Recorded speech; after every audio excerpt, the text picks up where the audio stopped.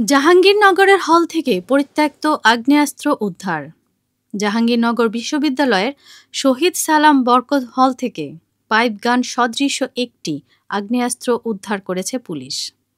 আজ বুধবার সকালে হলের দ্বিতীয় তলার টয়লেটের ছাদ থেকে এটি উদ্ধার করা হয়। এ ঘটনায় হল প্রশাসন জরুরি বৈঠক ডেকে ৩ সদস্য বিশিষ্ট একটি তদন্ত কমিটি গঠনের সিদ্ধান্ত নিয়েছে। হল কর্তৃপক্ষ সূত্রে জানা গেছে, আজ সকালে হলের পরিচ্ছন্নতা কর্মী সুজনবাবু টয়লেট পরিষ্কার করতে যান। এ সময় টয়লেটের ছাদে রাখা ব্রাশ নিতে গিয়ে তিনি আগ্নেয়াস্ত্রটি দেখতে পান। এরপর হল প্রশাসনকে বিষয়টি জানালে তারা আশুলিয়া থানার পুলিশকে খবর দেন। পরে পুলিশ সেটি জব্দ করে নিয়ে যায়। এ বিষয়ে শহীদ সালাম বরকত হলের কর্মচারী সুজনবাবু বলেন, সকাল 10টার দিকে টয়লেট পরিষ্কার করতে গিয়েছিলাম।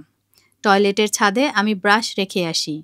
টয়লেট পরিষ্কারের জন্য ছাদের ওপর ব্রাশ নেওয়ার জন্য হাত দিলে ওই জিনিসটা পাই। পরে হলের স্যারদের বিষয়টি জানাই। হলের প্রাধ্যক্ষ অধ্যাপক আব্দুল হালিম বলেন, আমি অস্ত্রটি দেখেছি, ছবি তুলে প্রক্টরকেও পাঠিয়েছি। এটি দেশীয় অস্ত্র, যেটা কাঠের বাট দিয়ে তৈরি। অস্ত্রটি দেখে মনে হচ্ছে অনেক দিন ফেলে রাখা, এতে মরিচা পড়ে আছে। আশুলিয়া থানার উপপরিদর্শক মাহমুদুল বলেন, বিশ্ববিদ্যালয় কর্তৃপক্ষ থেকে খবর পেয়ে তারা ক্যাম্পাসে আসেন, অস্ত্রটি জব্দ করেছেন। এটি দেশীয় পাইপ গান। অস্ত্রটি কাঠের বাট দিয়ে তৈরি, লোহায় মরিচা পড়ে গেছে।